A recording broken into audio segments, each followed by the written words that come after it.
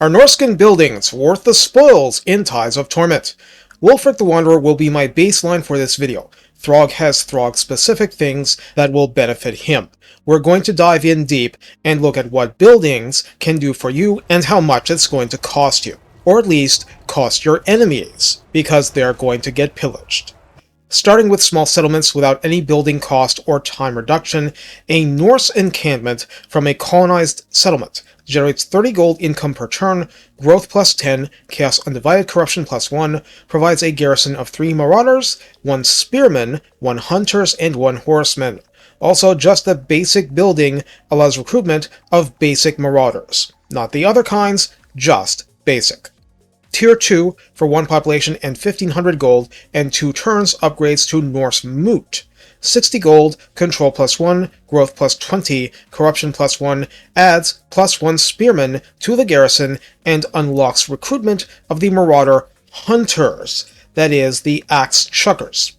Tier 3 for 2 population, 3000 gold and 4 turns, upgrades to Norse Village, minor settlement, gives income 90, control plus 2 in province, growth plus 30, corruption plus 1 still, garrison is 2 marauders, 2 spearmen, 2 hunters, 1 great weapons, 1 horseman. There's also 1500 defensive supplies at this tier. I'd been skipping that because without fortifications it's irrelevant. Norscan Wharf, which is what you'll have with every dinky port settlement you get, will give income plus 100. And note this means passive port income is way down from what it could have been prior to the rework. Growth plus 15, casualty replenishment plus 5% to armies in province, not region but province, and plus 1 local recruitment slots, meaning as soon as you have 1 base building and 1 port, damaged or not, you can print out 3 marauders over end turn. This matters.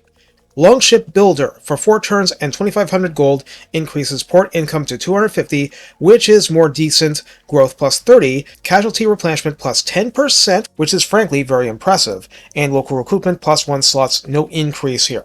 Now, for a minor settlement that's it. For a major settlement that fights its way to tier 5, you don't use gold anymore, it takes some 540 spoils to turn into a raiding port. Income source to 600 per turn, growth to plus 60, casualty replenishment plus 15% for local armies, income from trade producing buildings for all regions goes up plus 5%, local recruitment slots plus 2 total, tradable resources plus 6% faction-wide. This, therefore, is your passive income snowball building, the one that makes everything else work better. For 1 turn 500 gold, you can build a Proving Pits in a free construction slot, which won't happen with basic port settlements at tier 1. And this gives you recruitment rights for Marauder Spearmen and Marauders with great weapons.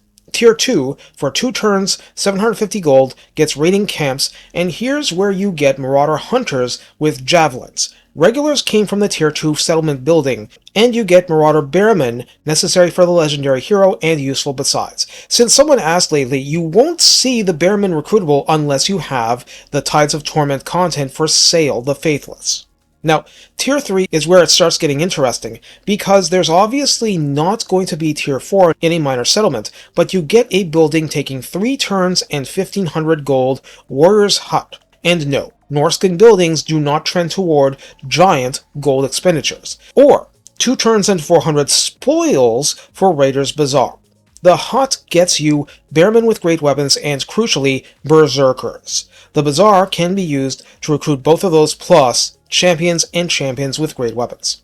The issue with doing this in a minor settlement is risk, but yeah, not like you can't do that in a major one. For major settlements, Tier 4 and Chieftain's Hold will take 4 turns and 3000 gold, and then you can recruit both champions. 1 turn and 500 gold gets you Shielding, unlocking basic horsemen. Tier 2 and Corral for 2 turns, 1000 gold, unlocks Throwing Axes Horsemen and Marauder Chariots. Now, these are far from the most powerful chariots in the game. They can nonetheless do quite a bit against the right enemies. 3 turns and 2000 gold are required for Ruinous Stables, unlocking the Horse Masters, but also the new Kurgan Horsemen in dual weapon and great weapon flavors. For 1 turn, 500 gold, Warhound Kennels lets you recruit Norscan Warhounds and Warhounds with poison, and now that, we actually can get them, getting them would be a nice thing. 3 turns and 1000 gold gets us Werewolf Dens, allowing recruitment of Ice Wolves, Skin Wolves, basic version, and granting the Garrison 1 Werekin hero but not allowing us to recruit them.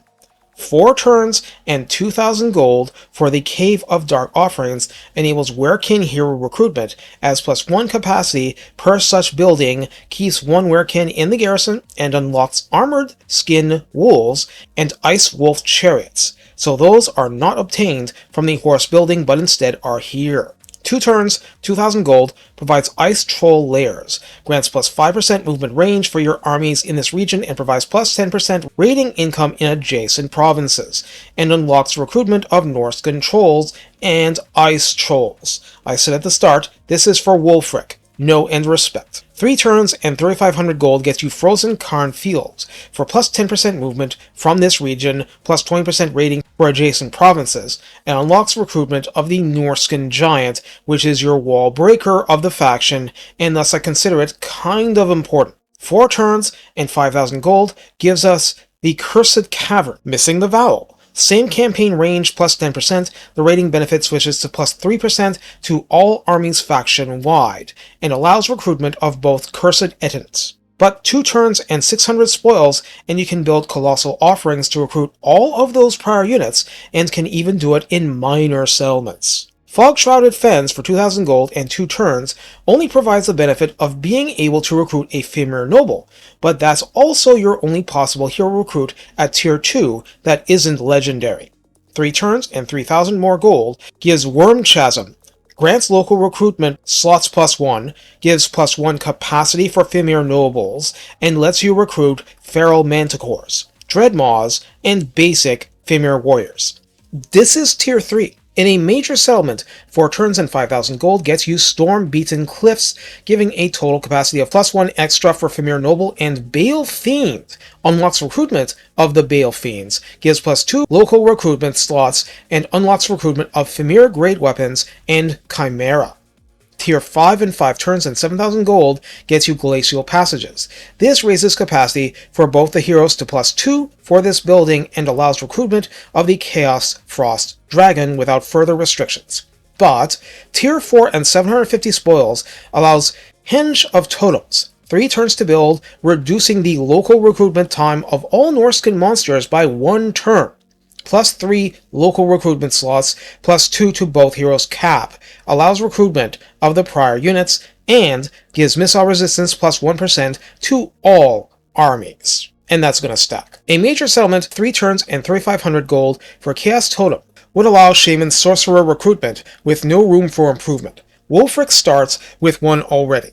It gives +2 research points and +2 winds of magic for friendlies in the area.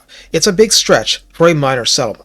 At a major settlement, Tier 4 for Altar of the Bloodfathers needs 4 turns and 5000 gold and gives back research +3, hero capacity +1 for Shaman Sorcerers, wins +3 for armies in local province per end turn, and enables recruitment of Feral Mammoths. Tier 5 and 5 turns, 7000 gold, gets us Shamanic Pyre, giving back research +5, wins +5 per turn local province, and enables recruitment of the War Mammoth and the War Shrine variant.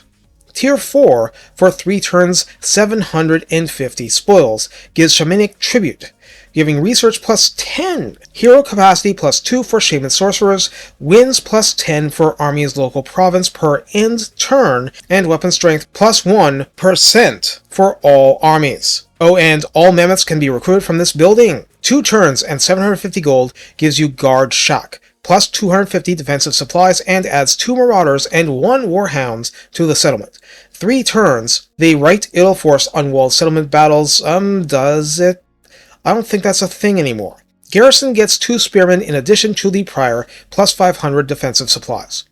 4 turns and 2500 gold gives Marauding Militia for +750 supplies. Garrison additions are 2 Spearmen, 2 Berserkers, 1 Champions, and 1 Warhounds. That's beefy, but 4 turns and 400 spoils gives plus 1000 defensive supplies. Garrison is the prior plus 1 unit of Hunter Javelins and 1 Feral Manticore. Marauder Patrols gives minus 50% chance of plague spreading, plague duration minus 1 turns, hidden armies in region become visible, which is very nice, plague immunity plus 1 turns, control plus 3, corruption plus 3, and Skaven under cities, etc. plus 10 discoverability. Trackers. For 3 turns, 2000 gold gives plus 2 plague immunity turns, plus 4 corruption, and plus 30 discoverability. Otherwise, it's the same. The Tier 4 version, Marauder Outposts, needs 4 turns, 3500 gold, minus 50% chance of plague spreading, plague immunity 3 turns, corruption plus 5, discoverability plus 40. Other benefits unchanged, and to them we add plus 2 chaos corruption in adjacent provinces. Smithy only gets the 2-turn, 1000 gold Tier 2 version if it's for minor settlements. This gives recruitment cost minus 10% and recruit rank plus 1 to units in the province. Tier 4, for 3 turns and 4000 gold, raises the game to Runa's Kiln for plus 2 recruit rank and minus 15% recruitment cost. Tier 5 has no gold option. 4 turns and 750 spoils for Dark Furnaces. Ooh. For plus 3 recruit rank, minus 25% recruitment cost. That's a lot. Local recruitment time, minus 1 turns for Marauder Champions, but never below 1 turn. And global recruitment, plus 1 slots. Ruinous Altar, for 1 turn and 500 gold, isn't complicated. Income plus 25, control plus 1, corruption plus 2. Tier 2, for 2 turns, 1000 gold, gets Chaos Shrine, bumping this up to income 75, control plus 2, corruption plus 4, and Lord recruit rank plus 1 for this province. Tier 4 and 3 turns and 600 spoils, no gold option, costs of Vitid Temple for income 100, control plus 4, corruption plus 6, corruption in adjacent provinces plus 2, and hero and recruit rank plus 1, faction-wide. Loot Pile. For 1 turn and 1000 gold, gives income from sacking settlements, plus 1% faction-wide. Okay, that's nice but not much. Let's continue to Tier 3. 2 turns and 2000 gold gets you Trophies of Battle, adding plus 1% from post-battle loot and plus 1% to income and spoils from looting settlements. For major settlements at Tier 4, 3 turns and 4000 gold, that's not a small investment here, gets you Plunder Hall for plus 3% post-battle loot, plus 2% sacking income, and plus 3% pillaging loot and spoils faction-wide. But for 1 turn and 200 spoils, Horde Pit gives you post-battle loot and sacking plus 1% faction-wide by itself, and if you have more than 50 spoils, this trades 50 spoils for 150 gold per end turn to jack up your passive income. If at a major settlement, you can upgrade 1 more time to Barrow Horde for 2 turns, 600 more spoils, for post-battle loot plus 3%, sacking income plus 2%, both of those faction-wide, and every end turn it chews up 100 spoils and coughs up 300 gold back. 1 turn and 500 gold gives you Fur Stash, generating income 80 and growth plus 10. 2 turns and 1000 gold will upgrade to Beast Tanner, doubling income to 160 and growth to plus 20. 3 turns and 2000 gold gets you Slaver's Camp for 240 income and growth plus 30. At Tier 4, you can upgrade for 3 turns and 400 spoils, getting you Longhouse Underhall for income plus 400, growth plus 40, and construction cost minus 1% for all buildings faction-wide. For major settlements, Tier 1, Warrior Gathering gives income 30, control plus 1, defensive supplies plus 1000, growth plus 10, corruption plus 2, and a garrison of 4 vanilla marauders, 2 spearmen, 2 hunters, and 1 horseman. Tier 2, Warlord's Camp gives income 60, control plus 1, supplies plus 1000, growth plus 20, corruption plus 2, and provides a garrison of 2 marauders, 3 great weapons, 1 berserker, 1 horseman, 1 hunter's vanilla, 1 hunter's javelins, and unlocks recruitment of marauder hunters, the ones with axes.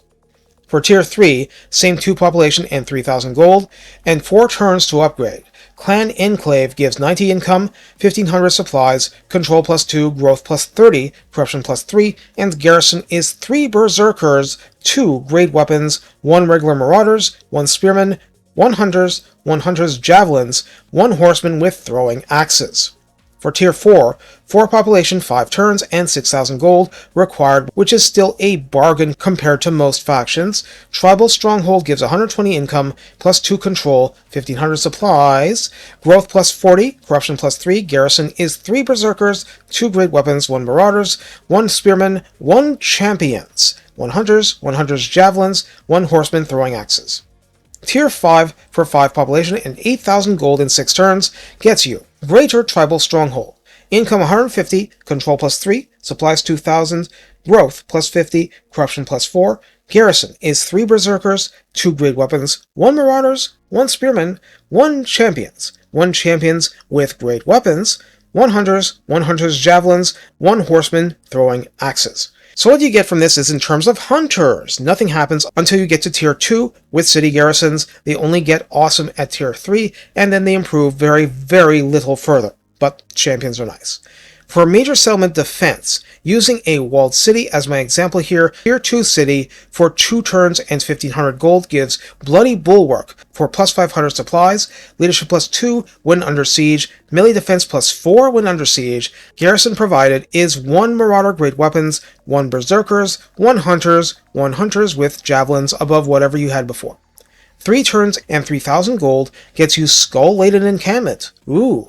750 supplies, plus 4 leadership, plus 7 melee defense when under siege. Garrison additions are Marauder Great Weapons 1, 1 Berserkers, 1 Champions, 1 Hunters, 1 Hunter Javelins.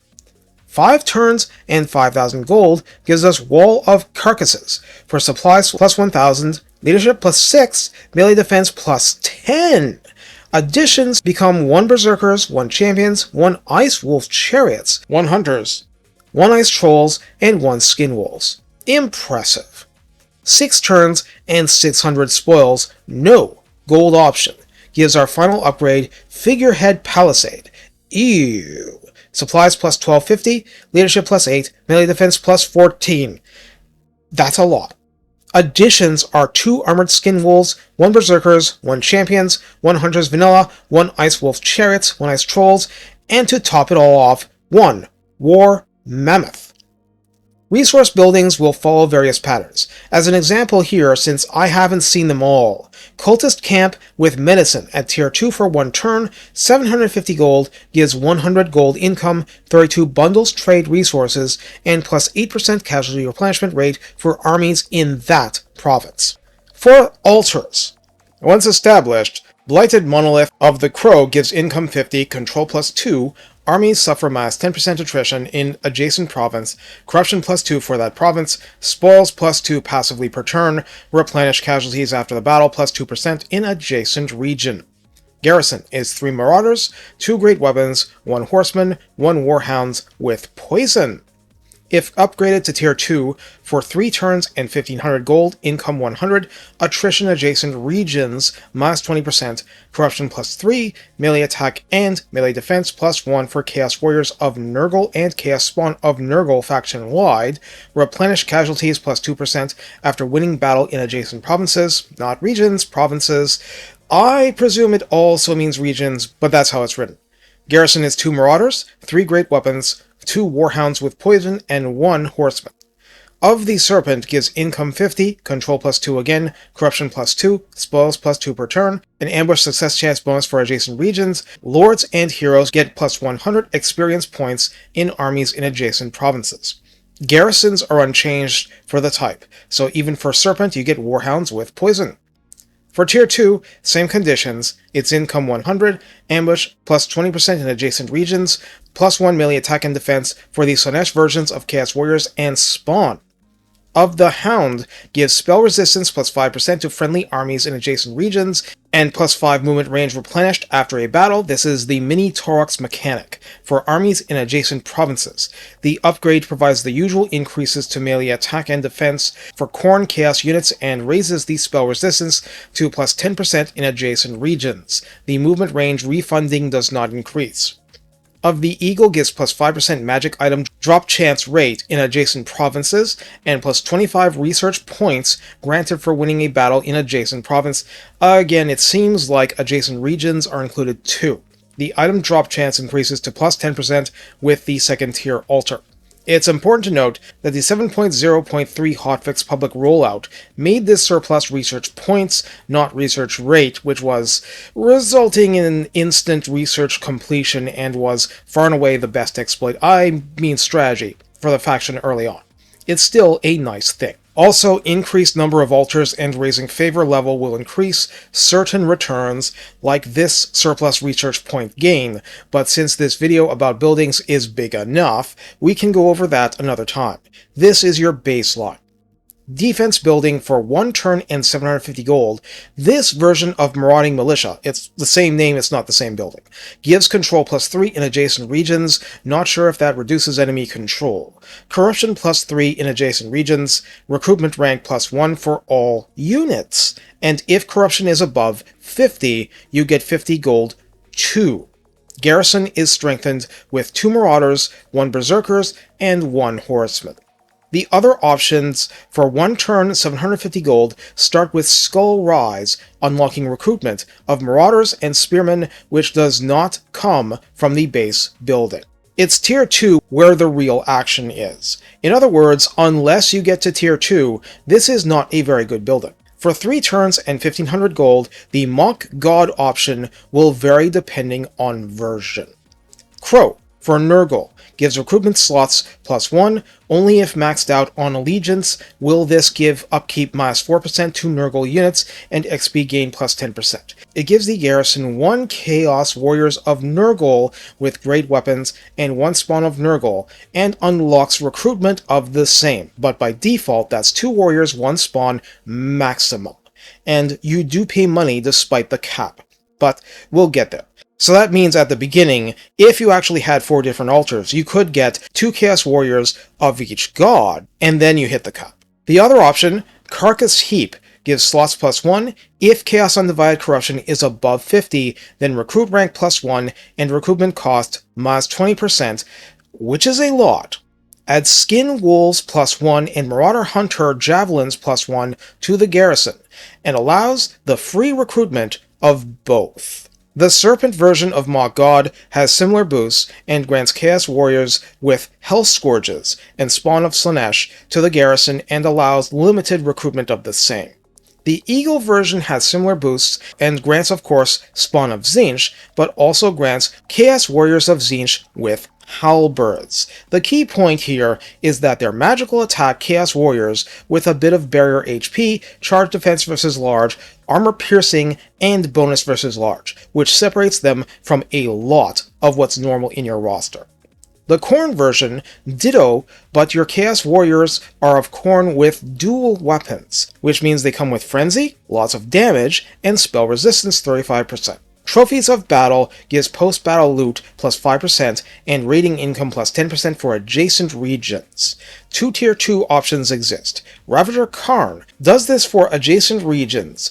Post-battle loot plus 10%, raiding plus 20%, sacking plus 10%, corruption plus 3. If corruption is 50 or higher here, spoils and income from pillaging plus 5%. If corruption over 75, adjacent enemy region loses 5% of its income too. If Crow, Flystone has the same post-battle loot, raiding and corruption help, and missile resist 4. And you have a lot of low armor units. In Serpent, Heady Brazier has the same post-battle loot, rating, and corruption help, but gives charge bonus plus 5% to armies in adjacent region. When corruption is 50 or higher, unit mass is plus 4% for armies in adjacent region. If Eagle, Twisting Spire gives Winds Reserve +3 per turn if adjacent region, and Winds of Magic cost -10% if in adjacent region. Grants Weapon Strength +5% to adjacent region armies. If corruption over 50, they also get bonus versus infantry +4, regardless of the nature of the unit. Bleeding Grounds at Tier 1 will give campaign movement range +5% for your armies in that region, +2% casualty replenishment in that province. Warhound Barrow at Tier 2 will give movement +10%, replenishment +5%, corruption +3 adjacent region, recruitment cost -5% adjacent region. If corruption 50 or higher, local recruitment capacity +1 in adjacent region. If over 75, local recruitment duration -1 turns for all units. That could be amazing. If Serpent, Ophidian Arch, changes the parts at the end to speed +5%, and if corruption is 50 or higher, perfect vigor for armies in a siege battle. I've yet to see if this is attacking as well as defending. If Crow, Blighted Vat, gives melee defense +4 in adjacent region, if corruption 50 or higher, immune to contact effects. Woohoo! If Eagle, Scryer's Hollow, enemy spells cost 10% more in adjacent region, and if corruption 50 or above, enemy lords are silenced during the siege battles in adjacent region. Just the lords, I guess, but still, if it's Mazda money, still. If Hound, melee attack +4 for armies in adjacent region, and if corruption over 50, your forces have unyielding assault, so nothing can reduce their melee attack, not fatigue, not spells, nothing. With this, we conclude the buildings for both main settlements and altars. Let's look over a sample of special buildings from Wulfric's campaign. It will be far from a complete list, but since this sort of thing is likely to be a plain benefit to your side, unlike the dice roll of unusual locations, let's look at the issues. If you're Wulfric and you seize Hexoatl from an uppity frog, the gold mine there offers 300 gold in income per turn. You don't get anything to trade, just pure cash. Gemstones do something similar. Skeggy has 2 landmarks of real note. Losterixon's Longhouse, that's the Skeggy guy you bunk to confederate the faction as Wulfric, takes a Tier 2 main settlement, 3 turns and 3,600 gold, and your benefits are numerous. You get wine barrels +15 for trade, control +5 because drunk evil Vikings are happier evil Vikings. Lord recruitment rank +1 faction-wide. Local recruitment slots +1, local recruit rank +2, and casualty replenishment +5% in province. This provides 1 unit of Marauder Champions for the Garrison and allows recruitment of Marauder Hunters with Javelins and Marauder Bearmen. It says Marauders and Marauder Hunters too, but you get those from the main settlement building now. 4 turns and 5,400 more gold, and you get Losterixon's Great Hall. This gives 30 wine barrels, control +10, even happier evil Vikings, casualty replenishment rate in province of +10%, local recruitment capacity +2 slots, Lord recruitment rank +2 faction-wide, local recruit rank +4 in province. Garrison gets 2 units of champions, and you can recruit Marauder Champions and Marauder Berserkers from this Tier 3 building. In terms of faction benefits, this is absolutely amazing. In terms of local recruitment, it is a total trap. Let me explain this briefly. What do you not get from this building? In a settlement, that's 4 slots at Tier 3, 6 at Tier 4, and 8 at Tier 5, with 1 reserved for main settlement and 1 reserved for port, is Marauder Spearman, and you might say ho-hum big deal, but also all the great weapons variants, from Marauders through Bearmen through Champions. When you grow up and become a real Viking, you need to outgrow using only base weapon tilted units. And despite the risks and auto-resolve's bitter hatred, Berserkers are really, really good in that role, but it locks you in. I'd recommend building the barracks building in the minor settlements because you can max out at Tier 3 if using the SPOILS option, and then you can crank out Spearmen if needed, and great weapons if wanted. And it counts toward your 1 reduced turn in global count for what's redundant. Ziggurat of Dawn is usually where the Skeggy have their horsemen and chariot building, and keeping it like that isn't bad. Putting a beast building in Port Reaver isn't the worst idea, and fortifying is an excellent suggestion. You live in a dangerous area even by the world's standards. Lots of knife ears around. The other landmark only exists at Tier 3, requiring 4 turns and 5,400 gold. Lostrixon's Hoard provides 400 gold per turn in straight-up income, 60 chests of golden idols. You know, that thing that the actual gold mine in Hexawatl didn't provide, for trade, and plus 5% from trade tariffs faction-wide, which doesn't cover the golden idols but does increase base trade benefits. And for how that pops off late game, it's through techs. Hopefully I have a separate video for that up sometime. And from the raiding port tier 5 building that I mentioned way at the start of the video. So we reached the end of my overview of buildings for now. Obviously I haven't seen every single special building to report on, but they should only add to your options. What are the impacts of all this for some conclusions? So regardless of whether you sat through the whole video or want to just get the pointers and search for specifics you need, which is great and I'm happy to help, here are the standouts. Even for Wulfric, the quickest route from just Marauder's recruitment to something useful is to have a Tier 2 settlement get the Troll building. In this era, both Norscan Trolls and Norscan Ice Trolls are recruited for 1 turn, and while the upkeep for Ice Trolls is stiffer and all that, and Marauder upkeep cuts do not apply, it's still your quickest route to all-purpose combat power. It takes only 2 turns to build the building itself, and this is for units, not just a hero like the Femir building, which becomes stupidly awesome at Tier 3, but if you're half the world away, you don't benefit easily. I contrast this to the Beast building, where it takes 1 turn to get Poison Warhounds, and that's great, but 4 turns to access Skin Wolves, because you have 3 to build the Tier 2 building. And that's the normal variety, not the beefy armored ones. Normal takes 1 turn to recruit, and armored takes 2. Giants take 2. And so do the Cursed Edens, and the Giant gives Wallbreaker, and the Rune Caller is awesome for anything with physical resistance, which ends up being much of the roster. This is just to give you some idea of the time frames involved for awesomeness. Femir warriors are still really good, and get only better with the Noble, and the Great Weapon ones are still the most elite, monstrous, anti-large you are going to get in this faction's roster. In the long run, you absolutely need a spoils economy going, but when you start pillaging places for 1,500 spoils or more, when right now and cash later ones are combined, you can just regular colonize after on top of the ruins. It's only 500. You still want lots of altars, but this is for guaranteeing spoils recovery beyond the 500 premium. Until you reach that point, your biggest concern might end up being the money. But you definitely come up with ways to do that. If nothing else, eventually just sacking lots of stuff gets amazing. The rest is just an issue of what you want right away versus what you're aiming for later, since that Tier 3 Beast building is the only place to get Weirkin, a key hero in the faction, aside from Bjorg, the legendary one.